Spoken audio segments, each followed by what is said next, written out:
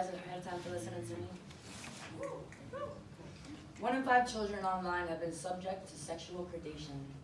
1 in 5. 1 in 5 children have fallen prey to the wolves that move in the shadows, swiftly and unseen, tripping over promises built in sand in places that they've never been. Thirsty, gaping jaws snap at perfectly pristine bodies, offering love in exchange for lasciviousness and affection in exchange for their innocence. They don't yet know what it means to see behind the lies. Eyes full of blind trust, trying to grow up faster than their minds are ready, till it's too late. Some things can't be taken back, redone, done differently. Fast forward, I am 1 in 5. Sitting in my living room, a child diving headfirst into an adult world, keystroke by keystroke, creating my reality as I go. And then I meet him, full of half-truth and sideways smiles. Sweet words to a teenager's ears are like candy to a child. So I met him there that morning. Summer sun beating down on the black bucket leather seats of his blue Corvette. This car even smelled like sex.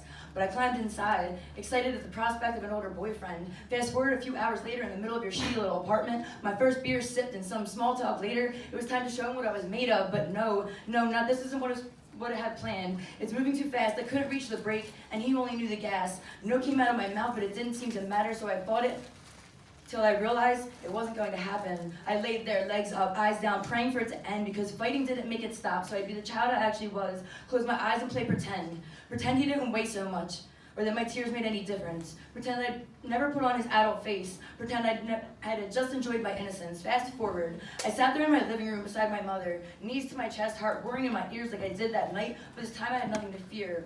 Wondering how I got here, and what do I do now, and how can I never explain this to her? What happened in words she'd understand. Would she believe me when I laid them in her lap like now I lay my head? Would she blame me? Because I blame me. So maybe I'll just sit here 1 minute longer trying to piece the words together. My sandpaper tongue catches every stolen syllable before they can reach my lips. So I try to pry the words out of my soul like I try to pry his hands from off my hips.